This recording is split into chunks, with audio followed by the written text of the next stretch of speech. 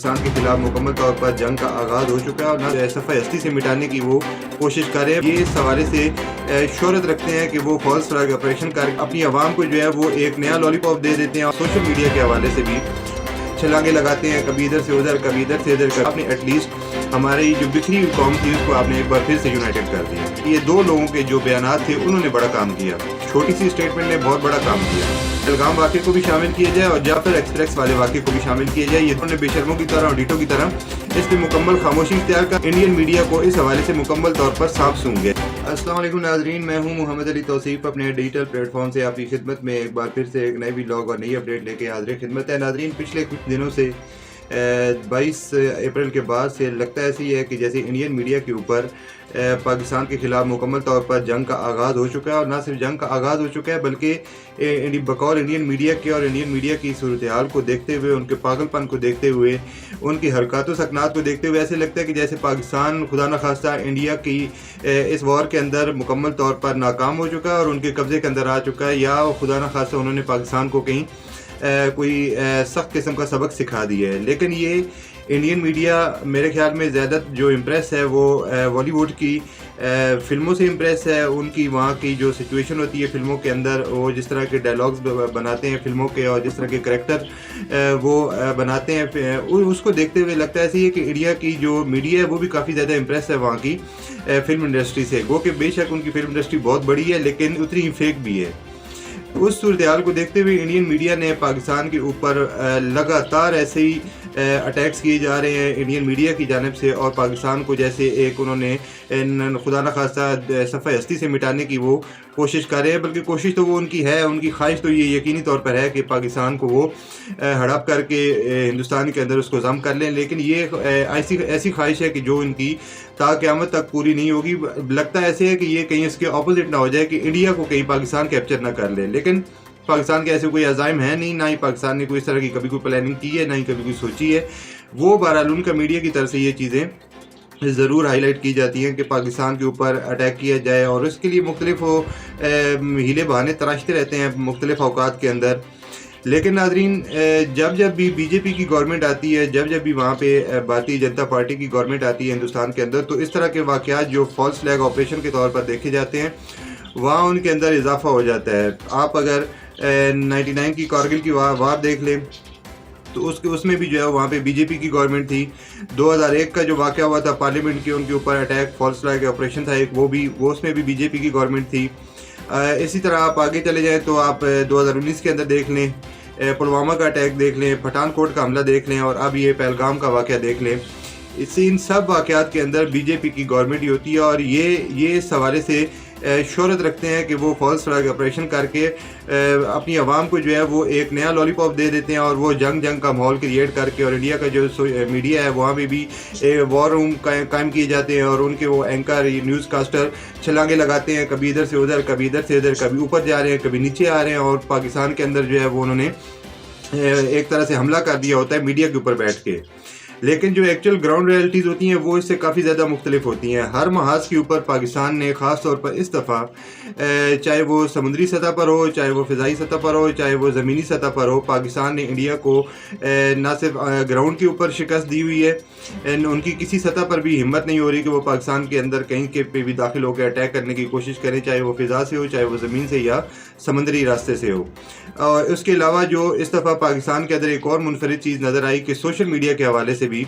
उनको मुकम्मल तौर पर इस दफ़ा शिकस्त का सामना करना पड़ा। पाकिस्तान के सोशल मीडिया ने भरपूर अपना किरदार अदा किया,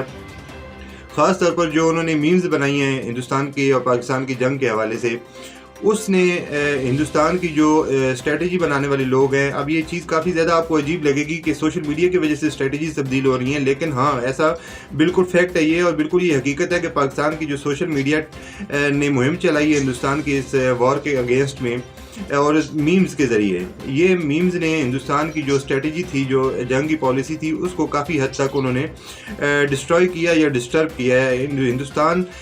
जो भी स्ट्रेटजी बनाता है, पाकिस्तान उसको किसी तौर पर भी सीरियस नहीं ले रहा, बल्कि हिंदुस्तान कुल्ली तौर पर किसी भी तौर पर पाकिस्तान के ऊपर वो अटैक करने के तो हक़ में है ही नहीं, ना ही वो अटैक करने की जुर्रत कर सकते हैं, ना ही उनके अंदर इतनी कैपेबिलिटी है कि वो पाकिस्तान के किसी भी हिस्से के ऊपर اٹیک کر سکیں، ماں سوائے کچھ ایسے سیکٹرز ہیں LOC کے حوالے سے، لائن آف کنٹرول کے حوالے سے،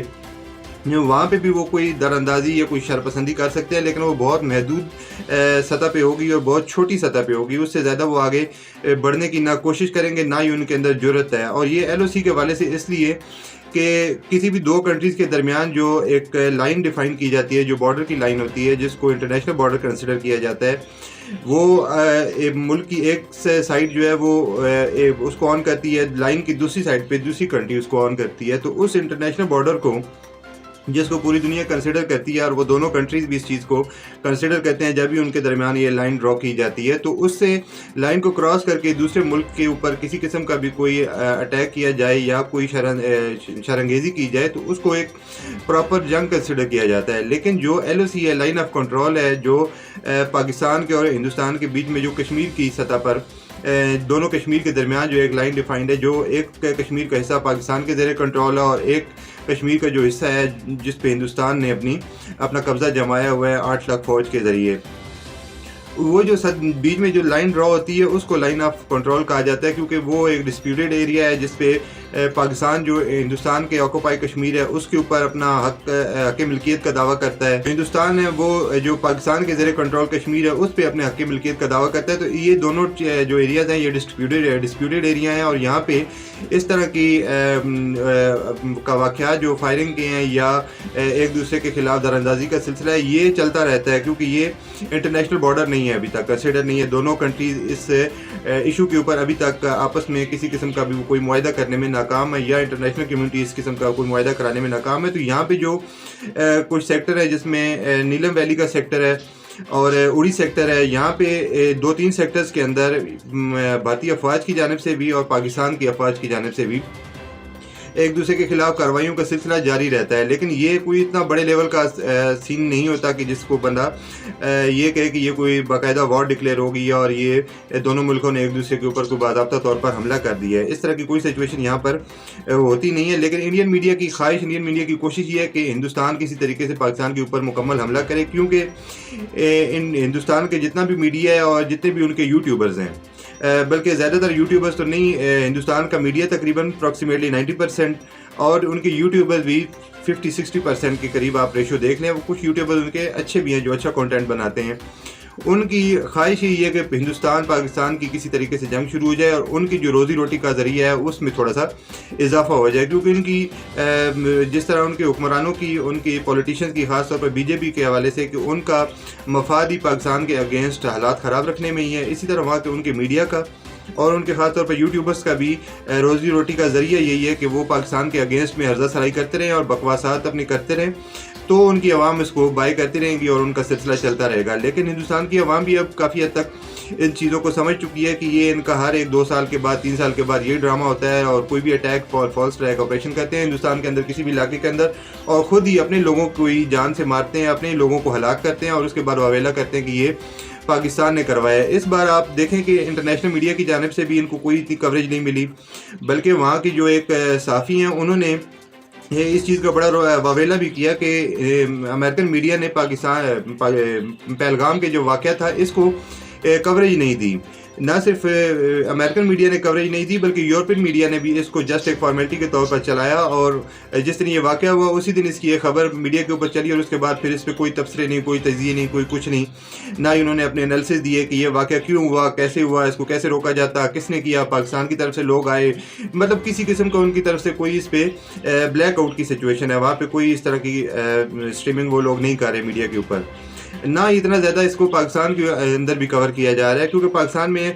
نارمل روٹین، نارمل لائف چل رہی ہے، لیکن ہندوستان کا میڈیا اگر آپ دیکھیں تو آپ یہ سوچیں گے کہ ہندوستان کے اندر تو کوئی ایک قسم کی وار ڈکلیئر کی جا چکی ہے۔ اس کے باوجود ناظرین ہمیں ہندوستان کا ان تمام تر صورتحال کے باوجود بھی ہندوستان کا تہ دل سے شکریہ ادا کرنا چاہیے، ہمیں ان کی اس چیز پہ احسان مند رہنا چاہیے کہ ہندوستان ایک ایسا ملک ہے، یہ آپ نے مثال تو سنی ہوگی نا کہ سمجھدار بے وقوف دوست سے سمجھدار دشمن اچھا ہوتا ہے۔ آپ کا دوست اگر ہے وہ بے وقوف ہے، اوپوننٹ پہ آپ کا دشمن ہے وہ سمجھدار ہے، تو آپ کو دشمن سے کچھ نہ کچھ سیکھنے کو ملے گا کیونکہ وہ سمجھدار ہے۔ لیکن ہماری بدقسمتی دیکھیں کہ ہمارا دشمن بھی بے وقوف نکلا، دشمن کیسے بیوقوف نکلا کہ پاکستان کی قوم، پاکستان کی عوام، پاکستان کے حکمران، پاکستان کی اپوزیشن اس قدر ڈیوائیڈڈ تھے کہ ایک دوسرے کی جان لینے کے در پہ تھے. لیکن اس کے باوجود جیسے ہندوستان نے پاکستان کے اگینسٹ کارروائی کرنے کا اعلان کیا یا پاکستان کے اگینسٹ کارروائی کرنے کی گیدڑ بکیاں دیں، اس کے بعد یہ وہ قوم ہے کہ جو کچھ دیر پہلے تک ایک دوسرے کے گربانوں کے اوپر ان کے ہاتھ تھے اور ایک دوسرے کو جان سے مارنے کے در پر تھے، جس پہ ہماری سیاسی جماعتیں اور ہماری تمام اپوزیشن گورنمنٹ کے اگینسٹ، گورنمنٹ اپوزیشن کے اگینسٹ، ہمارا سوشل میڈیا گورنمنٹ کے اگینسٹ، گورنمنٹ کی سپورٹ میں ہر سطح پہ ایک دوسرے کے دست و گریباں تھے. لیکن جیسے یہ وار کی سچویشن پیدا ہوئی تو یہاں پر آپ کو پتہ ہی نہیں چل رہا کہ یہاں پہ نون لیگ کا کارکن کون ہے، یہاں پہ پی ٹی آئی کا کارکن کون ہے، یہاں پہ پیپلز پارٹی یا دوسری تیسری جماعتوں کا کارکن کون ہے. آپ کو ان کے ڈیفائن کرنا ہی اب آپ کے لیے مشکل ہو چکا ہے. پاکستان کے حق میں، ہندوستان کے اگینسٹ میں کسی جگہ پہ بھی کہیں بھی احتجاج، کہیں بھی ریلی، کوئی سوشل میڈیا کے اوپر آپ نے یہ سین دیکھا ہو تو آپ کے لیے جب تک آپ اس کی ڈیٹیل میں نہ جاؤ گے، جب تک آپ اس کو ڈیٹیل سے دیکھو گے نہیں تو آپ کو پتہ نہیں چلے گا کہ یار یہ وہ لوگ ہیں، یہ پی ٹی آئی کا سپورٹر ہے یا یہ نون لیگ کا سپورٹر ہے یا یہ پیپلز پارٹی کا یا کسی اور کا. بالکل تفریق ہندوستان نے ختم کر دی ہے. اور یہ وہ چیز ہے کہ جب ہندوستان نے پاکستان کے اوپر اس طرح کا اٹیکس کرنے کی کوشش کی ہے یا انہوں نے پاکستان کو کسی بھی سطح پر دھمکانے کی کوشش کی ہے تو پھر یہی حالات ہوئے ہیں کہ پاکستان کی عوام اپنا سب کچھ بھول کر، اپنے تمام اختلافات بھول کر یکجا ہو جاتی ہے اور یک زبان، اور جس کو کہتے ہیں کہ دو جسم اور ایک قلب، وہ سچویشن بن جاتی ہے پاکستان کی عوام کے لیے. تو اس پہ ہمیں ہندوستان کا میرے خیال میں بھرپور شکریہ ادا کرنا چاہیے کہ آپ نے ایٹ لیسٹ ہماری جو بکھری ہوئی قوم تھی اس کو آپ نے ایک بار پھر سے یونائٹڈ کر دیا. ہمارے اپنے آپسی سیاسی اختلافات تو چلتے رہیں گے، لیکن ہم نے دشمن پہ واضح کر دیا کہ اگر آپ نے پاکستان کو دھمکانے کی کوشش کی، بلکہ ناکام دھمکانے کی کوشش کی، آپ نے پاکستان کے اوپر ناکام چڑھائی کی کوشش کی، جس سطح پر بھی آپ نے پاکستان کو نقصان پہنچانے کی کوشش کی، ہم اس سے کئی گنا آپ کو یونائٹڈ ہو کے تو جواب دیں گے. افواج پاکستان کے پیچھے پوری پاکستانی قوم 25 کروڑ لوگ کھڑے ہیں، اور یہ 25 کروڑ لوگ تمام کے تمام وہ لوگ ہیں کہ جو سپاہی کی سطح پر، سپاہی کی حیثیت سے افواج پاکستان کے شانہ بشانہ کھڑے ہوں گے. جب بھی پاکستان کو ضرورت پڑے گی، یہ وہ 25 کروڑ لوگ ہیں کہ جو کسی بھی سطح پر افواج پاکستان کو تنہا نہیں چھوڑیں گے. آپ کی عوام کے اندر، آپ کے لوگوں کے اندر یہ جذبہ نہیں ہے. یہ آپ ٹرائی کر کے بھی دیکھ لیں، آپ کو خود بخود اندازہ بھی ہو جائے گا. آپ لوگوں کے اندر یہ جذبہ نہیں ہے، لیکن پاکستان کی قوم کے اندر ملک کے اوپر اپنی جان نچھاور کرنے کا بھرپور جذبہ موجود ہے. اس کے علاوہ ناظرین، ہندوستان نے اپنی موومنٹس جو ہیں وہ کچھ نہ کچھ دنیا کو دکھانے کے لیے اور کچھ نہ کچھ اپنے لوگوں کو بھی دکھانے کے لیے شروع کی ہوئی ہیں. صرف اس کی وجہ یہ ہے کہ بہار کے اندر جو الیکشن ہو رہا ہے، اس الیکشن کے اندر بی جے پی کی پوزیشن بہت زیادہ کمزور ہے. لیکن یہ ڈرامہ انہوں نے کیا ایک پہلگام کا فالس فلیگ آپریشن. اس کے بعد آپ یہ چیز نوٹ کریں کہ ہندوستان کا جو وزیر اعظم ہے، بجائے اس کو اپنے وزیر اعظم آفس سے ایک اسٹیٹمنٹ ریلیز کرتا، چاہے وہ پاکستان کے اگینسٹ ہی کرنی تھی جو ان کا ایک پلان تھا، لیکن اس نے یہ اسٹیٹمنٹ جا کے بہار کے اندر ایک ریلی کی جو ہے نکالنے کی پلاننگ کی، اور اس ریلی کے اندر جا کے انہوں نے اس چیز کا یہ اناؤنسمنٹ کی کہ ہم پاکستان کے خلاف یہ اقدامات کریں گے اور ایسا کریں گے، اور ہم جو ہے سندھ طاس معاہدے سے بھی نکلتے ہیں. اور اس طرح مطلب کہ آپ اندازہ لگائیں کہ ان کی ایک پالیسی جو تھی وہ کافی عرصے سے چل رہی تھی. کوئی آج کے مطلب کہ وہ اچانک سے نہیں ہوا کہ پہلگام کے اندر اس طرح کا دہشت گردانہ واقعہ ہوا اور اس کے بعد انہوں نے پھر اپنی پالیسی فٹافٹ سے بنائی. ایسا کچھ بھی نہیں. نریندر مودی سعودی عرب کے دورے پر موجود تھے، وہاں سے وہ سیدھا اپنے دورے کو مختصر کر کے ملک کے اندر واپس آئے. ایئرپورٹ کے اوپر انہوں نے ایک میٹنگ کا انعقاد کیا اور اس کے بعد وہ سیدھا بہار کے اندر. مطلب ہونا تو یہ چاہیے تھا کہ اگر وزیر اعظم نے یا تو ہوتا نا کہ انہوں نے فوراً جو ہے وہ پاکستان کے اوپر اٹیک کرنا تھا، پھر تو وہ ایئرپورٹ کے اوپر ہی ان کی میٹنگ ہوئی اور ادھر یہ آرڈر جاری ہو گئے ایئر فورس کو، آرمی کو، نیوی کو کہ آپ اٹیک کر دیں پاکستان کے اوپر. اس نے نکل کے ایئرپورٹ سے اپنے آفس ہی جانا تھا، آفس میں جا کے وہ اپنی میٹنگ کرتے اور جو ان کا پلان پہلے سے ہی ترتیب شدہ تھا اسی کو انہوں نے امپلیمنٹ کرنا تھا. کوئی نیا پلان تو انہوں نے بنانا نہیں تھا، لیکن